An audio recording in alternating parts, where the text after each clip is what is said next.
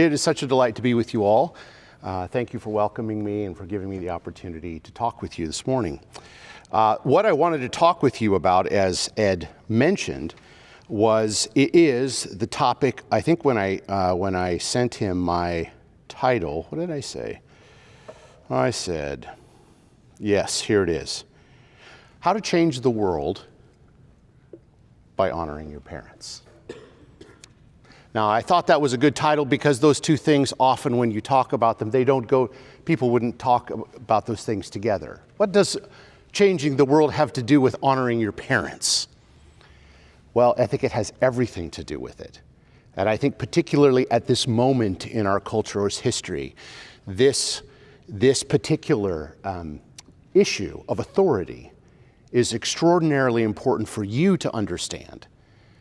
And of course, that's manifested in the way that we treat the authority of our parents. But I think this is such an important issue to understand in a larger sense, because it's the issue that's directly under attack in our particular time, the issue of authority. So let's ask the Lord to bless us, and we'll just dive right in, okay?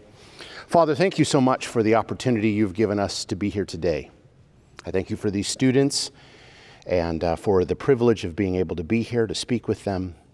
I pray that you would give us understanding from your word, and that you would help us to see how you have structured and made the world such that authority is an inescapable feature of the good world that you've made. I pray also that for each of these young men and women, they would come to understand and love the authority of their parents that you have put in their lives, that they would come to see it as an incredible asset to them and not as something to be forsaken or minimized. I pray that all that we say this morning would be honoring to your word, and I pray that you would bless us for Jesus' sake. Amen. So, as I mentioned, to talk about honoring parents is to address the larger issue of authority in general. What is authority? And how do we understand it and relate to it as young men and women? It's important that we see and understand this larger frame in order to grasp the significance, and I really do think this is, to underline it, the significance of honoring our parents, the significance of what the Lord means when he tells us, you are to honor your parents. Now, I think that I want to highlight for you the way of trying to just help this become vivid to your imaginations, is to highlight what I think are the two different ways that we understand authority in our culture. Okay, the first is, I think, best captured, well, one of the ways it's captured well, is in the song "The Times Are A-Changing" by Bob Dylan. Are you familiar with Bob Dylan? Okay, you know who Bob Dylan was? Well, he was sort of, his song, "Times Are A-Changing," was one of those songs that captured the imagination of a generation. Do you know which generation that was? What do you think? If you were to choose a generation, what generation do you think it might be? Yes? Well, put it in terms of a decade. What do you think? 80s, 90s. Yes. 70s is a good guess. I was just a little earlier. The 60s. Yes, right? The Woodstock generation. The generation that defined itself by reacting to the 50s. Right? A whole generation of young people who said, freedom, authenticity is found by throwing off the shackles of the previous generation, right? That was what the 60s was known for. Bob Dylan's song, "Times Are A-Changing," was a song that was sort of a ballad that captured this particular spirit, the spirit of this generation. I'd like to read the lyrics for you, okay? So you can hear it yourself. I can't imitate Bob Dylan's inimitable, raspy voice, but I want to read you the lyrics anyway. Listen to how he thinks about authority. Come gather round people wherever you roam, and admit that the waters around you have grown, and accept that soon you'll be drenched to the bone. If your time is to you worth saving, and you'd better start swimming, or you'll sink like a stone, for the times they are a-changing. Come writers and critics who prophesize with your pen, and keep your eyes wide, the chance won't come again. And don't speak too soon, for the wheel's still in spin, and there's no tellin' who that it's naming. For the loser now will be later to win, for the times they are a-changing. Come senators, congressmen, please heed the call. Don't stand in the doorway, don't block up the hall. For he that gets hurt will be he who has stalled the battle outside ragin'. Will soon shake your windows and rattle your walls, for the times they are a-changing. Now notice this last verse. Come mothers and fathers throughout the land, and don't criticize what you can't understand. Your sons and your daughters are beyond your command. Your old road is rapidly aging. Please get out of the new one if you can't lend your hand, for the times they are a-changing. So, what do you think? How would you describe Dylan's view of authority? Yes? The new view is more authoritative. Yes, that's right. Very good. Yes. It's sort of a view that says, I think that last verse captured it very well. If you get out of the new way, if you can't lend your hand, your old road is rapidly fading. There's something coming that you can't understand. Your sons and your daughters, they're beyond your command. So either recognize that the times are a-changing and submit to the change. Submit to the change, right? To the new authority, or get out of the way.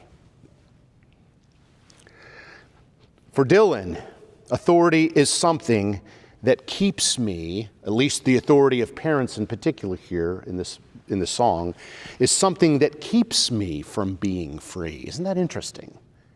It keeps me from being free.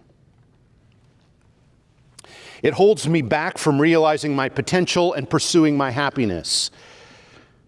So, the path then to freedom is to throw off the constraint of authority. That's how you find freedom, is by removing constraints. And this is the foundational belief of the revolutionary. The revolutionary thinks that the way he establishes his freedom is by throwing off the constraint of the past. I'm only free if I'm not doing what the previous generation has done. I don't want to be confined or constrained, my style cramped, as it were, by what people have done before me. That's, I think, a very popular, very common way of understanding authority in our culture. But notice this, the fifth commandment that the Lord gives us is entirely different. And I want to read for you what Exodus says. Honor your father and your mother, that your days may be long in the land that the Lord your God is giving you. Now, that's what it says in Exodus. But there's something really unique about this particular command that's reiterated later on in the New Testament. Can you tell me what it is? Yes. It's the first commandment with a promise. Right. And what's the promise? That your days may be long and that the Lord your God is giving you. Right, exactly right. So isn't that interesting? It's the first commandment with a promise that you may live long in the land. Isn't that interesting? So get this. Not only is authority of parents in particular not something to be contested in the Bible, but it's the very secret to success. So in one view, the path to submitting to authority is a path that cramps my freedom. It eliminates my freedom. For the Bible, honoring your parents is the very means of obtaining freedom, blessing, remaining in the land and flourishing. Do you see how starkly different they are? And I'm not just saying in terms of what you're supposed to do are they different. The whole notion of how they view the world is different. What kind of place the world is dramatically different in both of these views of authority. Here, in the biblical view, the constraint, if we call it that, the constraint of obedience and honor are not a hindrance to living a blessed life. They are the very means of obtaining it. I want you to let that sink in. They're the very means of obtaining it. If you need to be persuaded further, let me just read for you what Solomon, of course, the wisest man who ever lived, said about this very thing in the Proverbs, from Proverbs 4. Listen to what he says. Hear, O my sons, a father's instruction, and be attentive that you may gain insight. For I give you good precepts. Do not forsake my teaching. When I was a son with my father, tender and the only one in the sight of my mother, he taught me and said to me, let your heart hold fast my words. Keep my commandments and live. Get wisdom, get insight. Do not forget and do not turn away from the words of my mouth. Do not forsake her and she will keep you. Love her and she will guard you. The beginning of wisdom is this: get wisdom. And whatever you get insight. Prize her highly, and she will exalt you. She will honor you if you embrace her. She will place on your head a graceful garland. She will bestow on you a beautiful crown. That's an expansion of the fifth commandment, isn't it? If you pursue wisdom and gain wisdom in this way, it is like the most glorious crown sitting on your head. And who wears crowns? You can just say it. Kings. That's right. Royalty.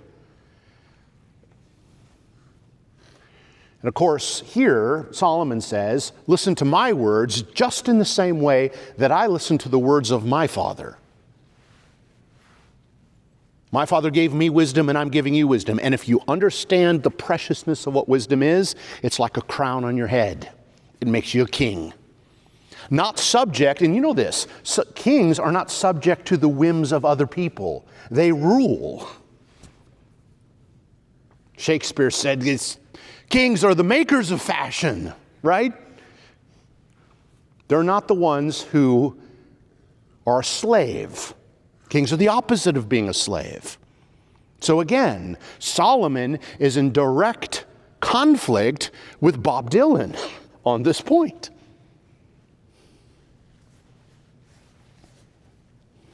So what's the difference between these two views? Here's the reality. This is what I want you to see about the larger picture of the world.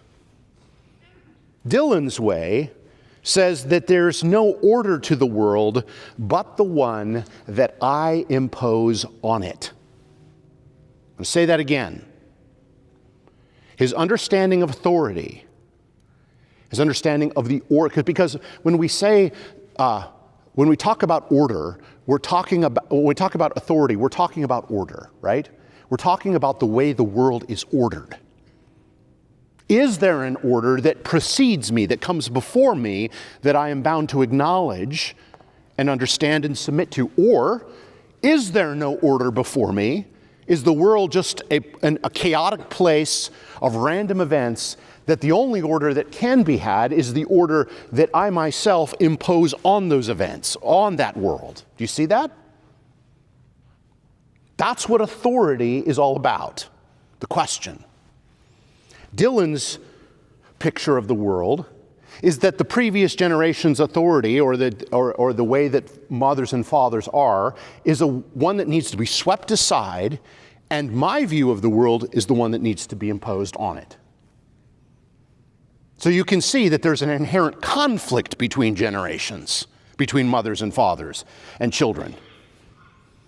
Whatever authority that my parents imposed on the world, now it's my turn. Get my parents out of the way, get their old, decrepit, aging view of the world out of the way, and get my chic and sexy and wonderful view of the world in place so that I can do the things that are important to me. You had your turn, Mom and Dad, now it's mine. Watch any show on TV that deals with generations, fathers and mothers, and that's what you find. Because in that view of the world, authority is simply a matter, listen, of power.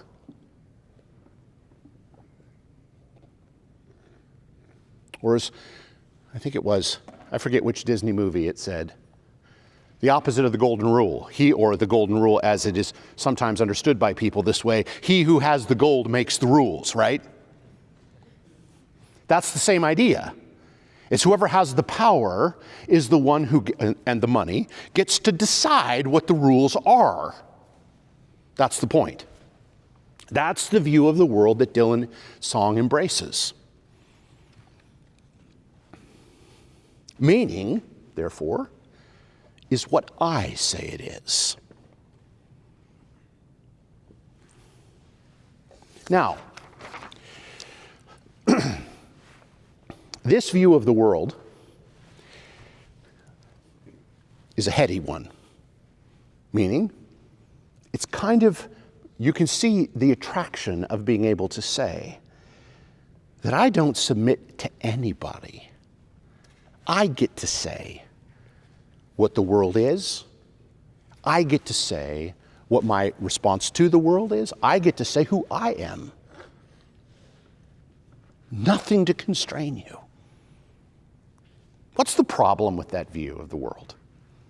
Well, there are many problems, but I'm just going to ask you to enumerate them. Yes? Okay, so there's a theological problem, right? Which is the fact that God didn't hang up his hat on the say, I'm out, I'm retiring, you all get to decide what's going on, right? If God's the creator of the world, then the world is what he decides it's going to be. That's what you're saying, right? God's not gone on a holiday, right? What else, though? Yes? You're not always be the newest generation. When you have kids, they might have the same ideas, and then where does that put you? That's true, right? It makes it, if you think about this, it makes entirely the revolutionary posture, which is that I can never learn anything about the world from my parents. I just have to deal, every generation has to start over. That makes education impossible, right? The task of education, where one generation transmits knowledge to the next generation, impossible. And it makes it a virtue to take what your parents or the next generation have told you, or your previous generation, and throw it in the ash bin, right? That's the mark of being authentic. Trash the past. We have universities that are doing that as fast as they can. And that's what's behind, the rejection, for instance, of great books programs. Why would we have great books? The audacity of you to even think that you can say what is a great book. Who told you that you could say that? My great book is not the same as yours. So why don't we just put all the books in the great book pile and let everyone else decide, right? That's what's really at this issue of authority is at the heart of that debate as well. What else? What's the problem with this view of authority? Yes? If everyone is going to live however they want, the world will be really chaotic and there'd be no order at all. Very good. Now, is the world really like that? Kind of. Well, true. People live like that. But I guess what I'm asking is maybe a deeper question, a little bit below that, which is that the way the world Is the world just an undifferentiated mass of just random stuff? No. In fact, I'm looking at you, and the guys are on this side, and the girls are on that side, right? And I think you'd be pretty upset if I just said, you're all just generic human beings, or whatever. We don't treat you the same on purpose, because you're not the same, right? That's my point. God makes the world, and he makes it as it pleases him. And despite all of our objections in our culture, when fathers and mothers have kids, they still either come out male or female.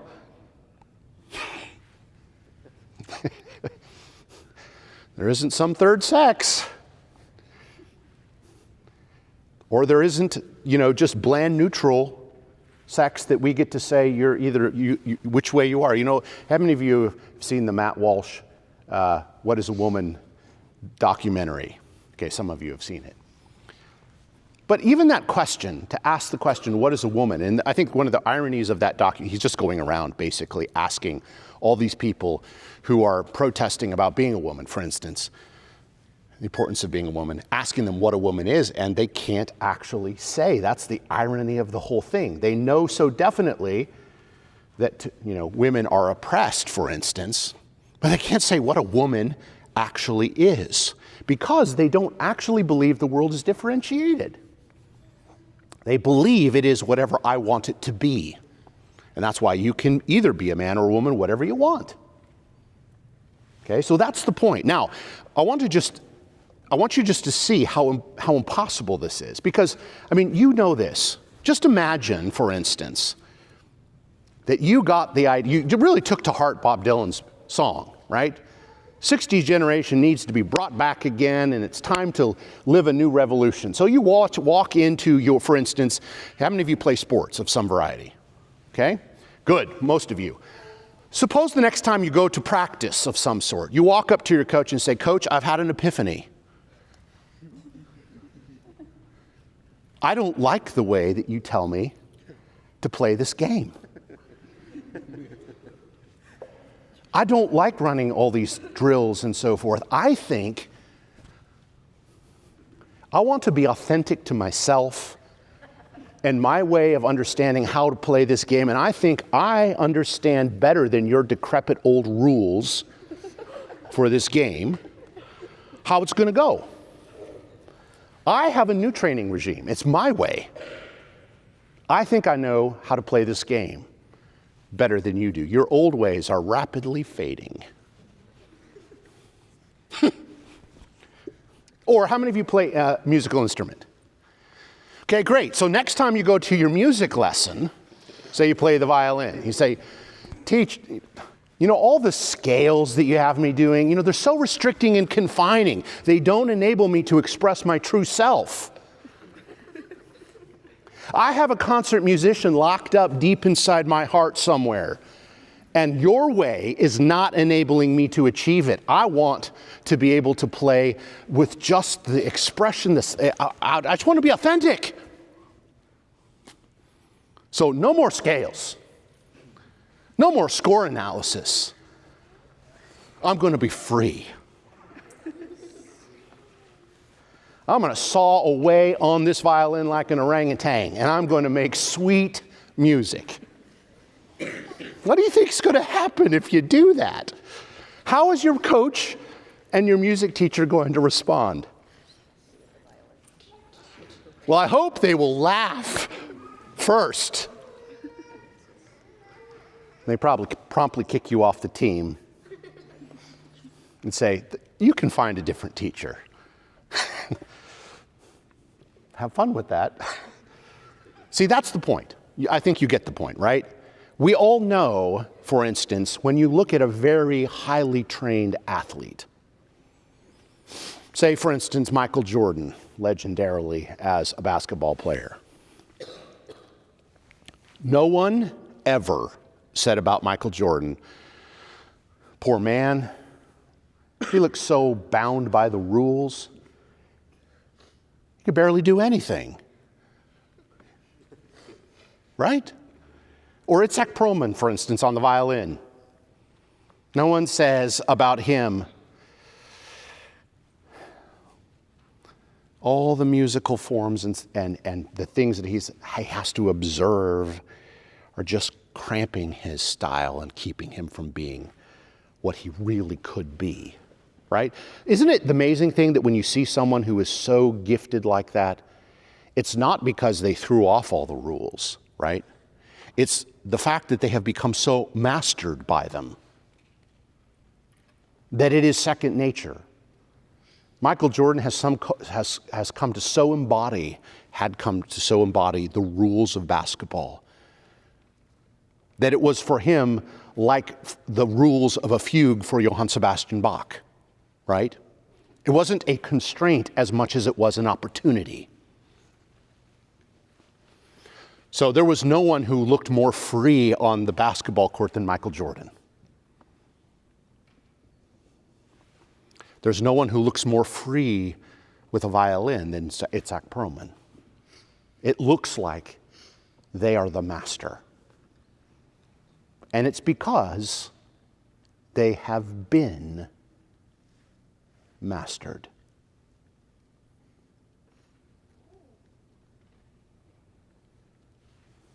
So that's the problem with the revolutionary view of authority, is that it flies in the face of reality.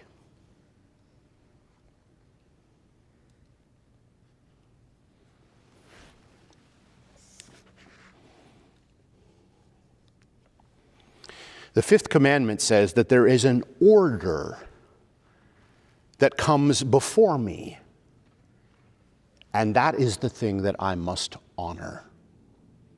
Do you see that?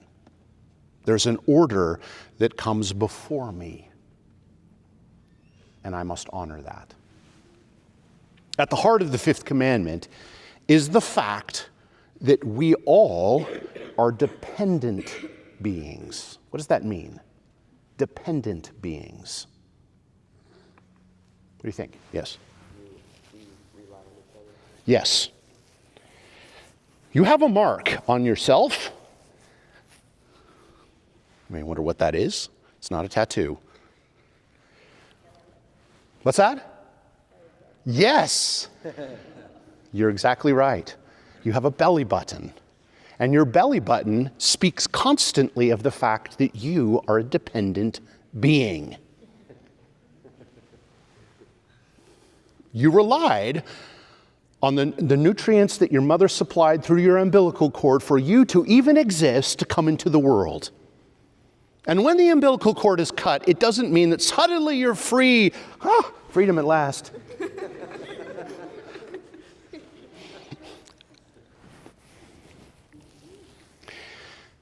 Your belly button is to remind you that God gave you parents. They're a gift. You would not be here without them. Their authority comes from the Lord, in other words. Because he gave you parents, he also gave you the gift of authority. They're not meant to be things in your life that hinder you. They're actually your greatest assets.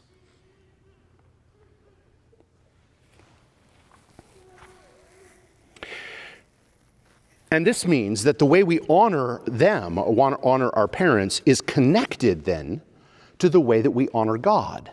That's throughout Scripture obviously the case as well. Not only does God tell us to honor our parents, but he gives us the picture that the way you honor your parents is an understanding of how you honor God, who gave them to you in the first place.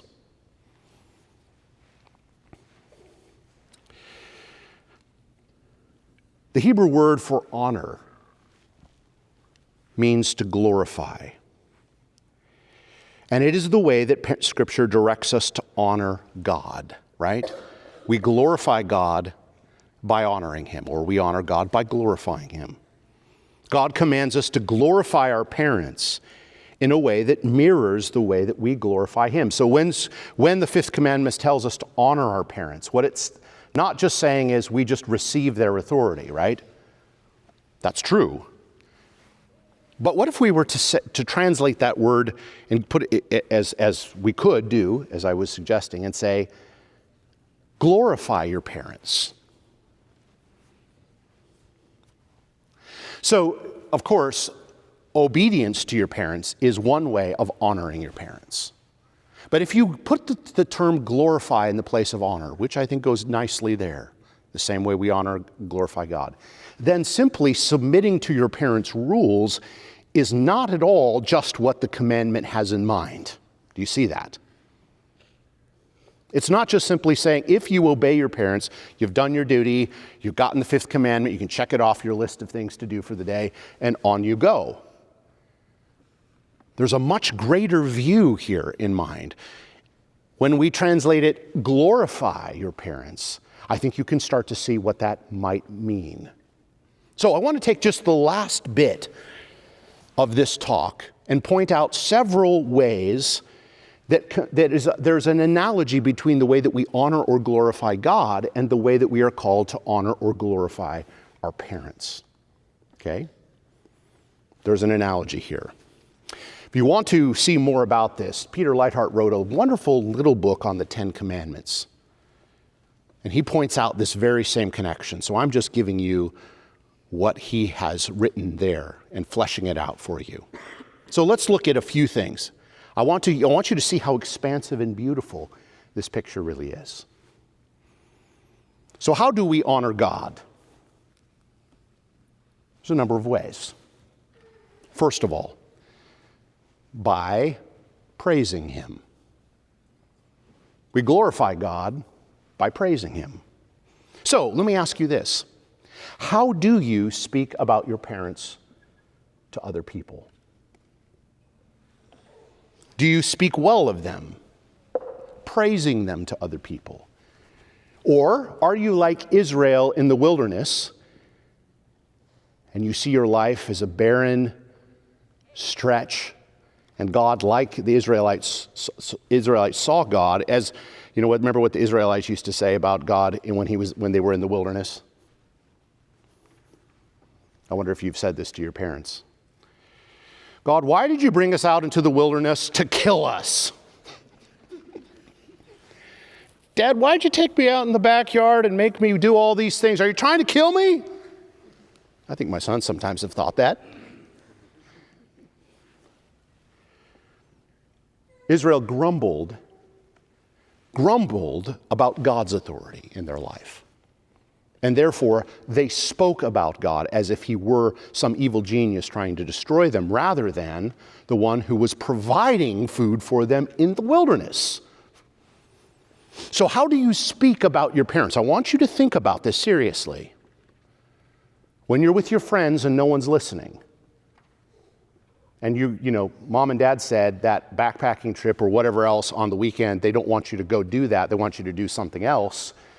Stay home and work and help with the yard work around, mow the lawn, all of those kinds of things. And you think, my parents constantly keep holding me down from doing the things that I really want to do.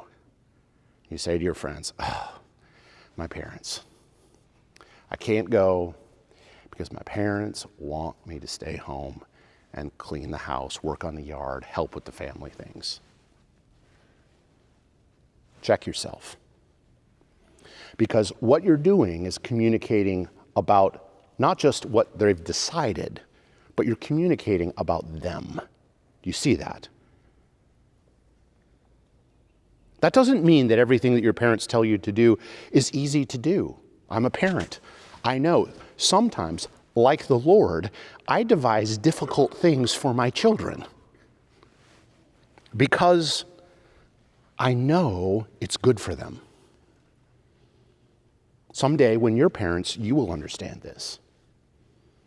But the way that you respond now to this depends upon what benefit you gain from your parents' commands. But also, it speaks either truly or falsely about the order of the world and whether or not you recognize the order that God has established.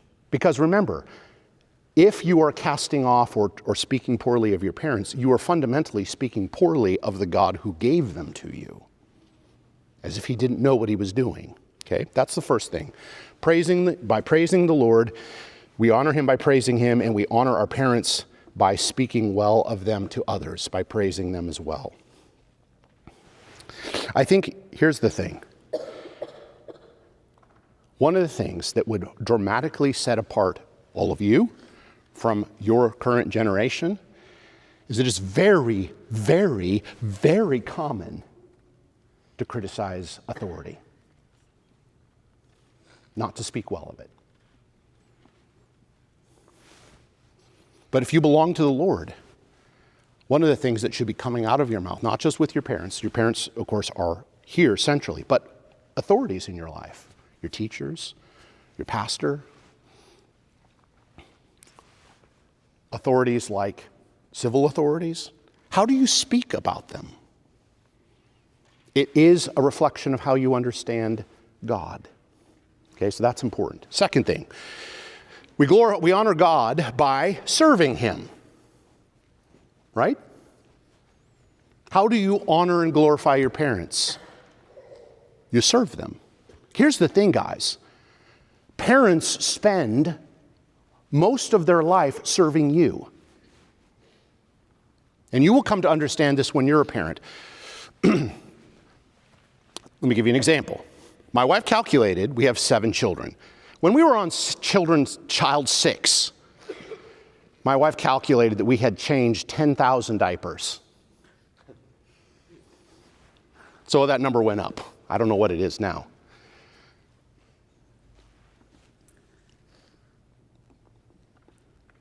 That's just diapers. Then there's baths. I wonder how many baths. Meals. Car rides. Tucking in at night. Band-Aids. Trips to the grocery store. Trips when you have bad dreams in the night into mom and dad's room where you sleep in their bed and you kick them and they don't sleep all night long. I'm telling you this because your parents won't. They're not going to say, you need to obey me. You have no idea how much I have served you. Your parents aren't going to say that because they're wise, godly people. I'm telling it to you because I'm not your parent. But that's what it means to be a parent.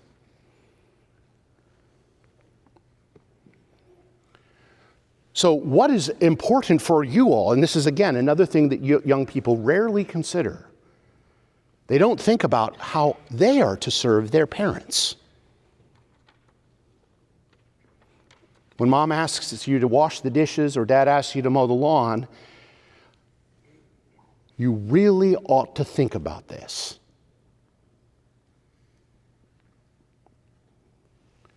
It ought to be on your heart, not just to do what they ask you when they ask you, but for you to be able to say, Mom and Dad, I'm so thankful for all the kindness you've bestowed upon me. You've served me as your child. How can I serve you? What can I do to make your life better?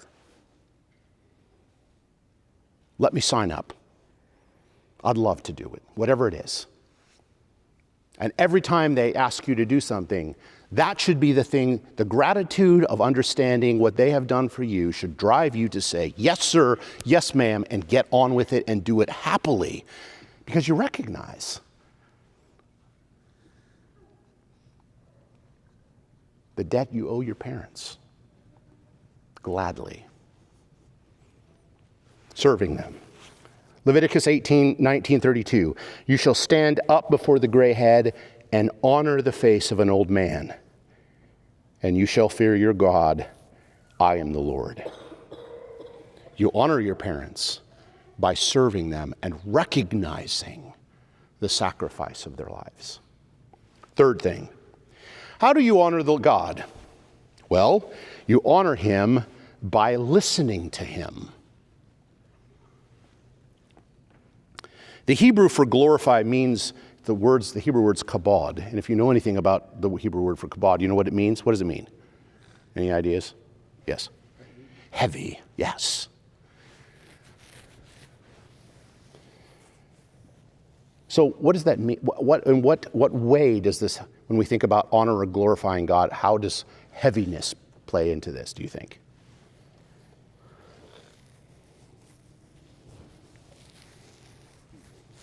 Yes. Heaviness is glory, yes.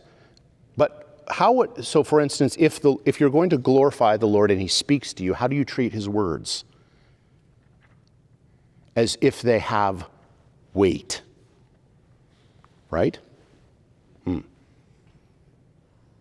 You give them weight. What kind of weight do you give them, say, next to your peer group? Whose words should have more weight? The words of the Lord and the words of your parents, right? It's a matter of whose words do you give weight to? Honoring your parents means listening to them and giving weight to the words that they speak to you. Paying attention to them. As Solomon said, give attention to the words of my mouth.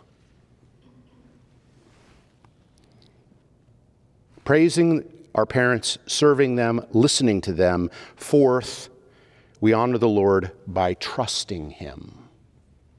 This is probably one of the hard ones. This is exactly what Bob Dylan's song is meant to undo. We don't want to trust our authorities. Can't possibly be that they know better than we about what's really what we should be doing with our lives. We trust the Lord to take care of us and to provide for us, doing everything for our good. So do you trust your parents to have your good in mind? Even when you don't understand why? Do you trust that their rules, their curfews, are for your good, even when you think it would be better for you to be doing something else?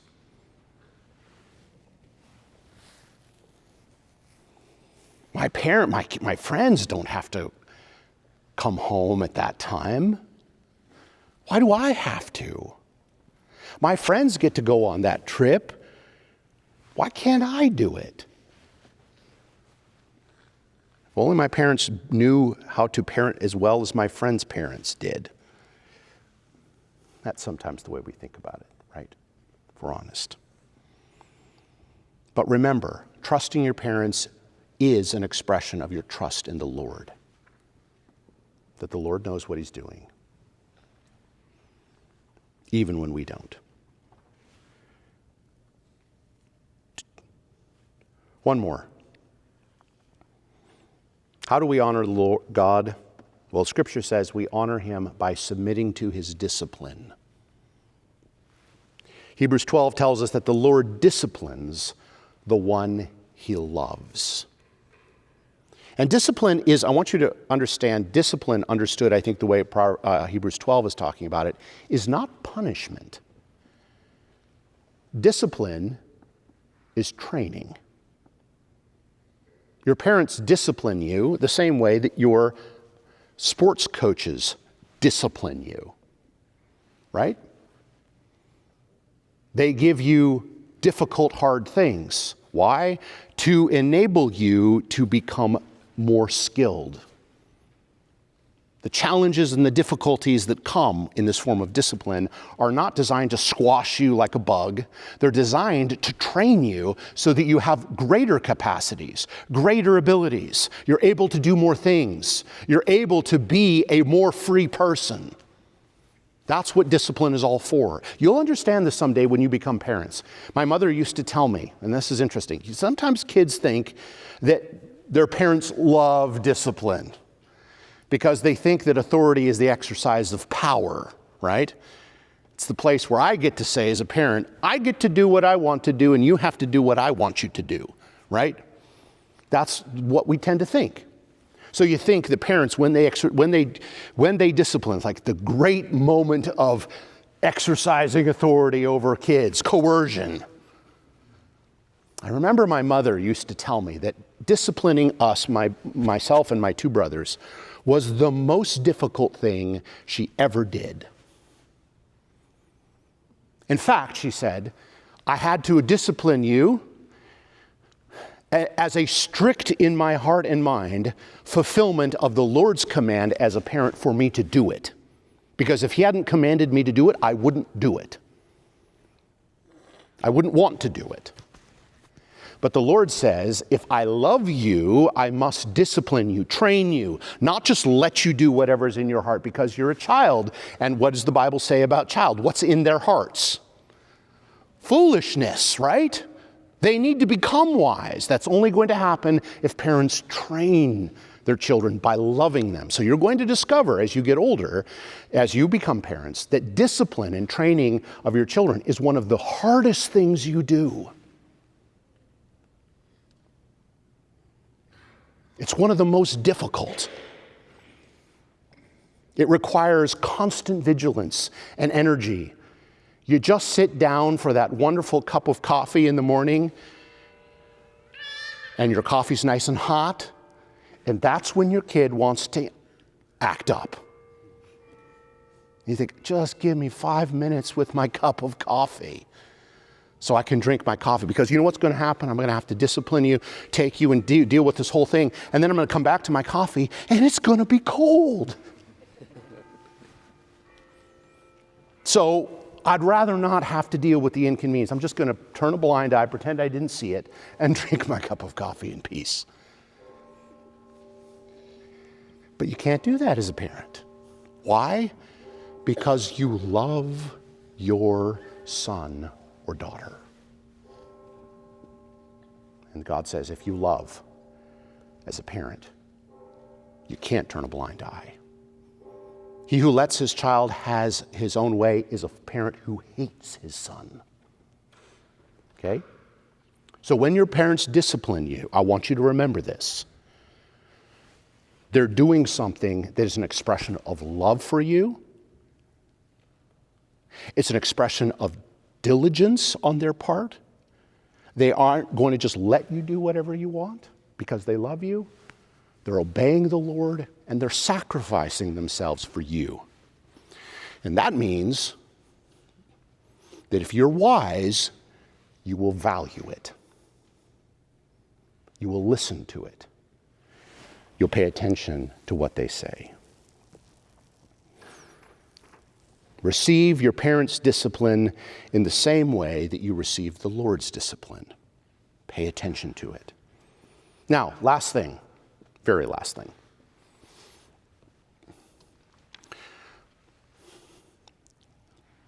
The fifth commandment.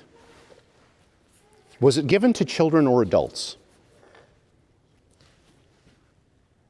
Yes. Yes. Good answer. Yes. Both, that's right. So my point, I think your point, and what I'm trying to drive at is that I think we tend to think about the fifth commandment as being given to kids, right? Children.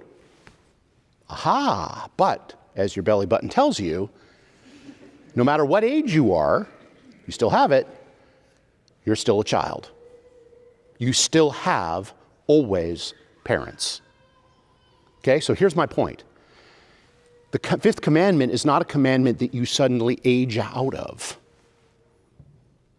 When you get to a certain age, you can say, poof, man, got out from underneath the fifth commandment, did my duty, was a child, no longer a child. Now I don't have to obey the fifth commandment. The fifth commandment is something that governs your whole life. It's while you're a child and when you're an adult. We never get to an age where we can set it aside. How we keep the commandment changes as we grow older, yes. But it is always the case that honoring and glorifying our parents is the way to a life that is blessed by the Lord. As you get older and you start undergoing some of the travails and challenges of being a parent, your appreciation for your parents will grow. And as your parents get older, they will need your help. When I was 14, my grandfather on my mom's side died, and my grandmother and my uncle, who was 10 years older than me but was Down syndrome, came to live in our home. And then my other grandmother, my dad's mother, came, who was also widowed, came and lived in our home. So from 16 on, we were a house. I had two grandmothers. Do you think they got along well together? Hilarious. And my uncle, who was Down syndrome, lived in our home. My parents took care of them. It was an enormous blessing to have them. It was a challenge, of course, too. But my parents were committed to honoring their parents by taking care of them in their need. So, you should begin to think about yourself as you grow older. How am I going to honor and care for my parents as they get older? How am I going to give back to them all the kindness that they've shown to me by taking care of me all of these years? How am I going to honor them the course of my life? That's what the fifth commandment says. Now, remember that the fifth commandment says all this, not, as Bob Dylan thought, to make you miserable, but actually as a means of you having great success in your life. First commandment with a promise, that you may live long in the land that the Lord your God is giving you, that you may know and cut with the grain of the way the world is, that you may have the crown of glory on your head like Solomon talks about. A civilization, a people that honor their parents is a civilization that's princely and kingly, not a servile, slavery-bound people. So I want to encourage you to think about this in a whole new way in your life. Don't think about it as simply a duty to be discharged. Think about it as a vision for the world that God has given you something to do with. How are you glorifying your parents? I want to encourage you that if you've treated your parents as your adversaries up to this point, you need to repent of that. And you need to see the positive vision for this commandment. It's the path of success, of glory, of a crown. And have a vision for yourselves about how you're going to go after it. Then secondly, hold each other accountable to this. If you hear people speaking ill of their parents, it ought to be a big deal to you. Because the person who is speaking ill of their parents isn't just tearing down their parents, they're tearing down civilization.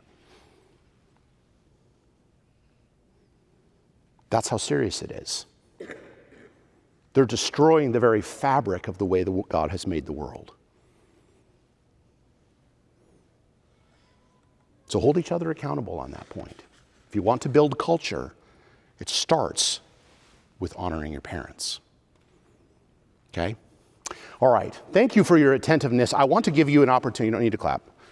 I want to give you an opportunity to ask any questions, because surely this topic does provoke lots of interesting questions. Got to make sure that I have time to do this. Sometimes I get, what time do we go to? At least 10, 15 minutes. Okay, great. We have some time for questions. Great. Can I, yeah, please, yes. Do you think a large part of this problem is the general lack of respect? Yes, it is true, but I think the question comes, I think you could ask it this way. Why should I respect? Right? And I think if you have a generation that have been told, okay, let's just lay it out, that basically we are all pond scum that has gotten to the place that we have by the chance of the universe, and that it is simply just a matter of, as we've been told, the survival of the fittest. If that's kind of your view of the world, Then what's Thucydides? You may remember Thucydides' realpolitik from the Peloponnesian War. Remember what he said? The strong do what they will, what? The weak suffer what they must. That's nature red in tooth and claw. That's Jack London, right? The notion that the strong are the ones who get to decide. So, okay, come back to the question of respect. Why should I respect someone else in this view of the world? Someone else just represents a form of power that's trying to make me do things. So, for instance, moral rules or regulations. What are they? Well, if we're not primordial ooze as become beings when we've been created, Right? then we've been created to glorify each other, to respect God and all that we do. Right. And if we are the way that I just described, what does the commandment of an authority represent? The lack of chaos. Well, I think what I'm trying to drive at is, yes. If we're created beings, that implies submission. Sure. And we're created, there are tons of us created, so we're supposed to love each other, love your neighbor as yourself. Right? I think that's exactly right. You're thinking like Christians. Good for you. But I want you to think like non-Christians for a minute. Because I think that's important to think about so you can understand the difference. Yes? If you're going off the fact that the strong must survive, why Yep. should you submit yourself that's against your survival? That's right. To someone else. Right? That means every person in a kind of way is pitted against every other person, right?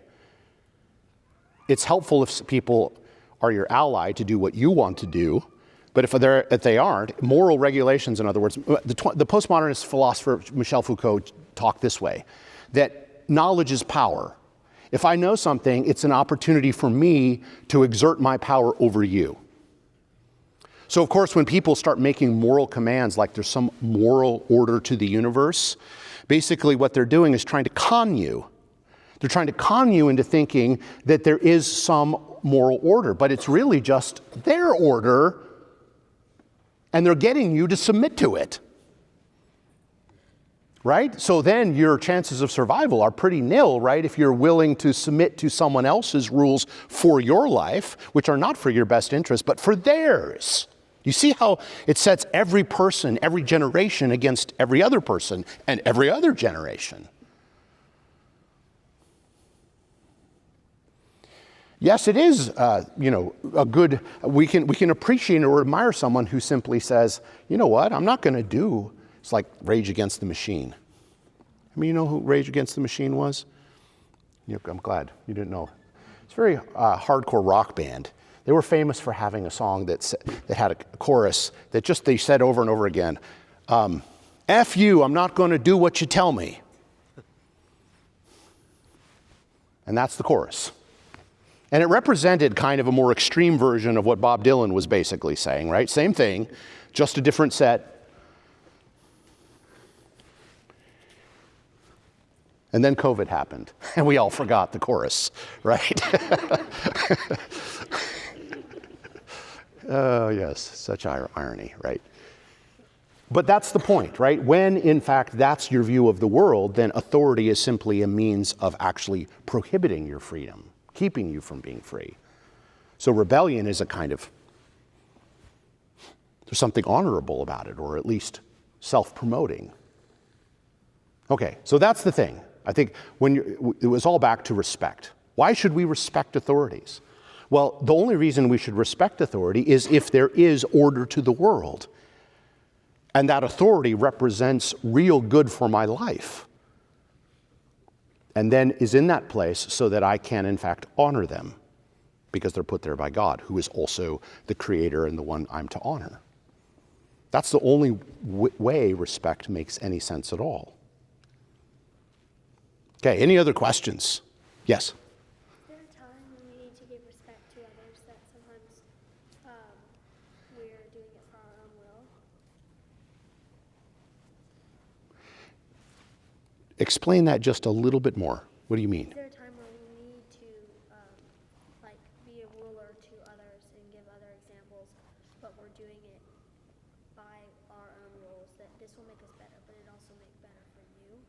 Oh, I see. So, yeah, I think that's right. So, in other words, I think one of the things to understand about that I didn't develop in my talk, but it's really true, parents are not people who are a law unto themselves, right? They are supposed to be under authority themselves. So, the law of God stands not just above my children, and I get to be the person in my home enforcing it all. The law of God stands over me as a parent. It's over all of us in our household. So as a parent, another way of putting this, there's no place in the world where an authority is not under authority, right? Every authority is also someone who is under authority. That's why it says, obey your parents in the Lord, because your parents are under authority. Now, sometimes in situations that are difficult and hard, it might be that a parent tells a child to do something that is not according to what God's word says to do. It's not under God's authority. And in that circumstance, a child should do what God says rather than what their parents say. In the same way that when a government asks us to do something that is contrary to God's word, we must obey God rather than man, as Paul said, as Peter said, right? We must obey God rather than men. Because authority is ultimately, all authority is under God's authority. Okay? So, that is, I think, important to recognize. That when parents are authorities over their children, they are authorities in a way that honors God's authority over them. They're not just doing whatever they want to do. They're responsible to live in a way that honors the authority of God over them. And that will make their authority then over their children a blessing to them. Does that make sense? Is that helpful? Any other questions? Yes. What if you have like a family and you're like, oh, I just hate my parents? Like, what would you do? Well, maybe a thing to do is to take them out to coffee and give them a version of this talk. And say, I've just noticed that you seem to think of your parents as your adversaries. Let's talk about that. Let's talk about that, what view of the world that is in your life. Maybe it becomes an opportunity, depending on how well you know your friend and so forth, of actually having a good conversation about it, where they can have their eyes open to things that maybe they hadn't considered before.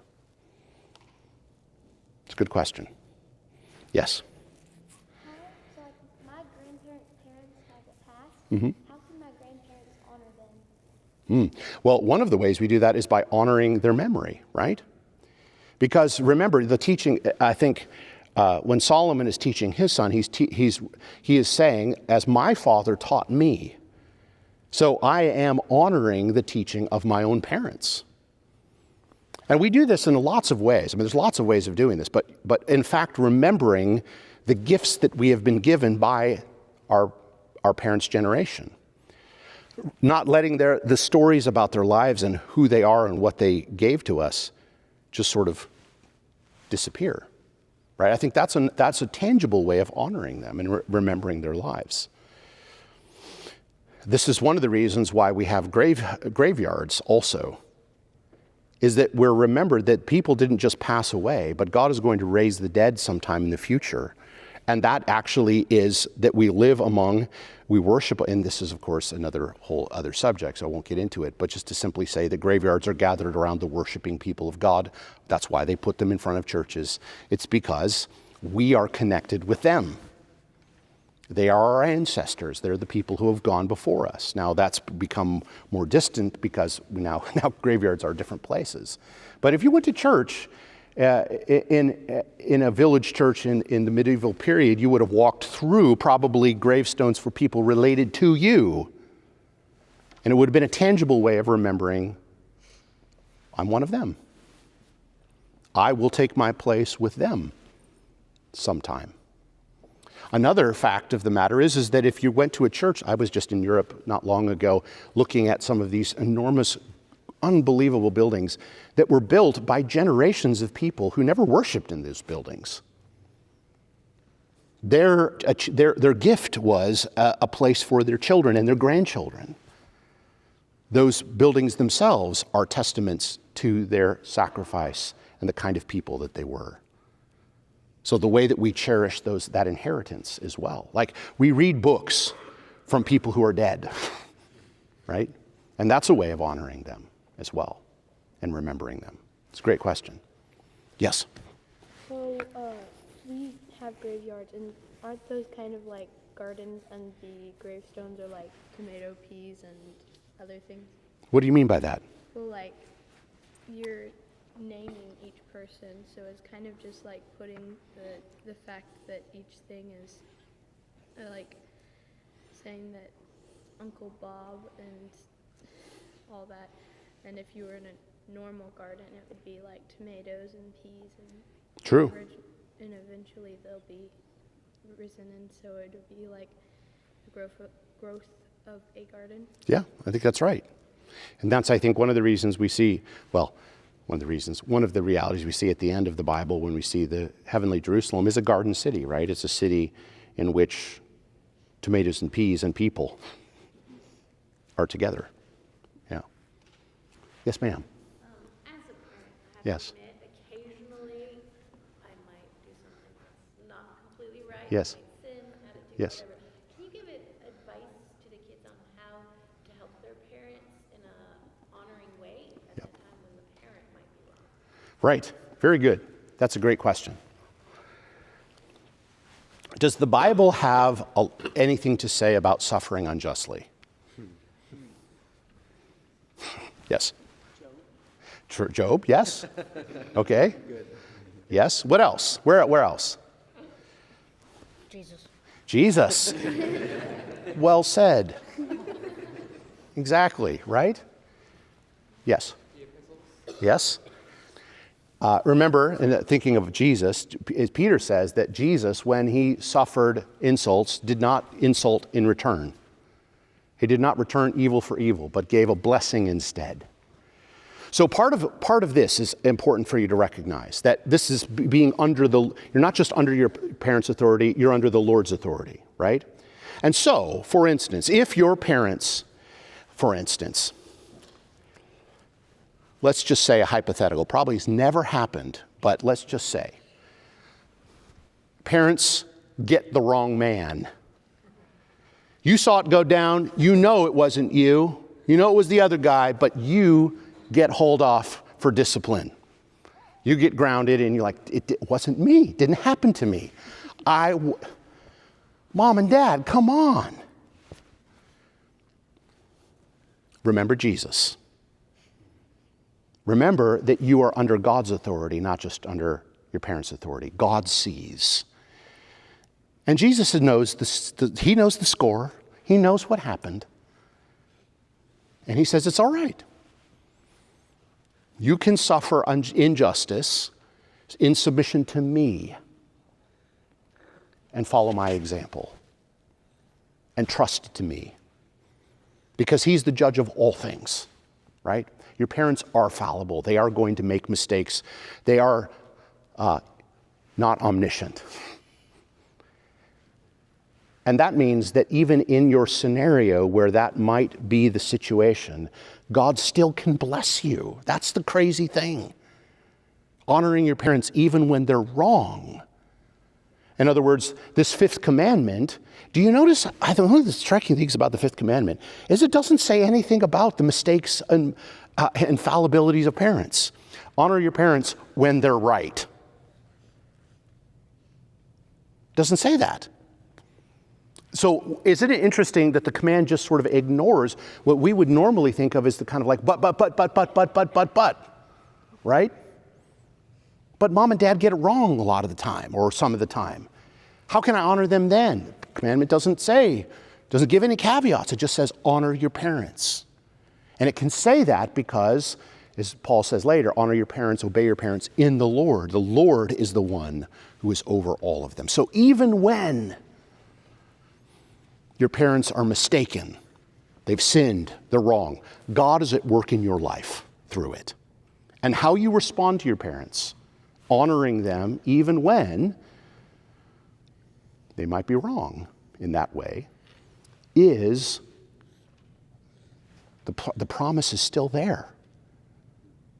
To bless you, to help you live long in the land, to make you wise.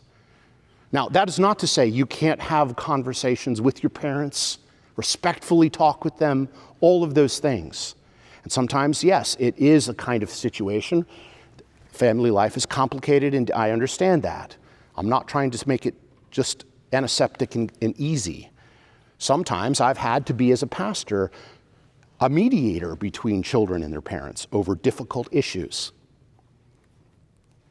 That still can be done, though, in a way that honors. We never are given an option of not honoring our parents. That's the point. That's a great question. Yes? Well, in the same way, I think actually this is a whole other subject to talk about, but a very great question, because submitting to authority is submitting to authority, right? Parents are one form of authority. Husbands are another form of authority, right? Can I say this as a pastor first? Since you know, as young ladies, that your job will be to submit to your husband, choose your husband well. I seriously mean that.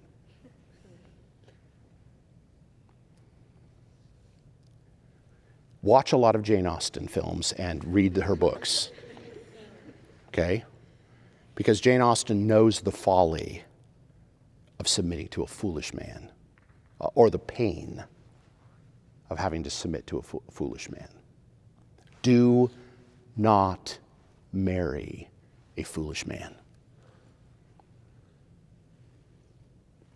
That's the first thing.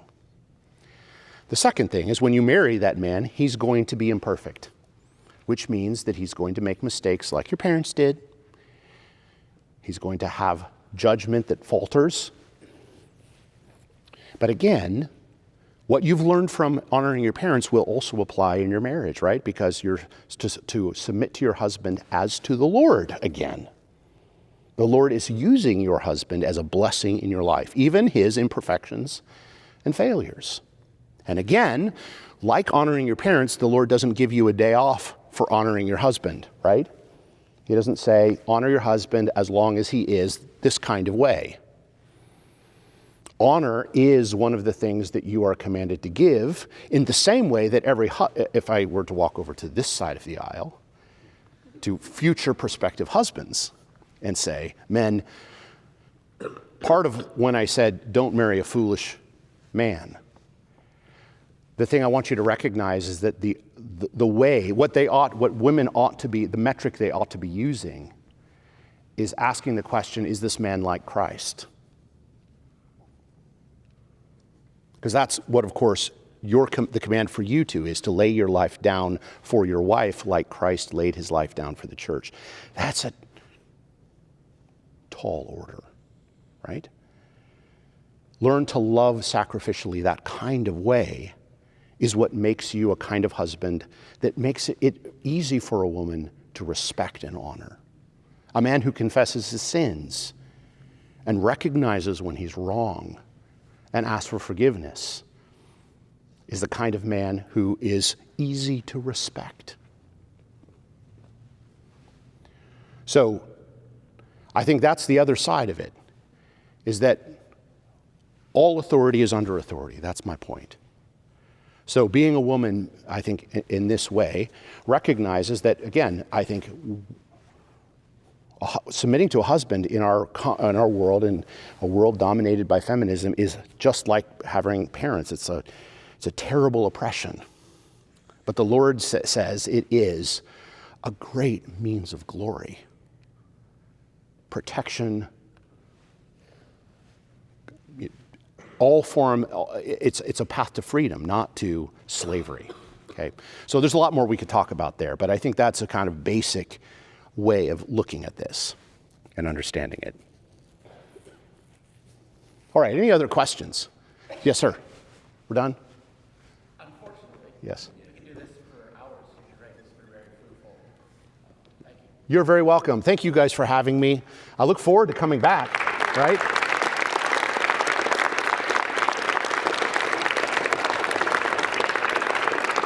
I will be around. Feel free to come up and introduce yourself.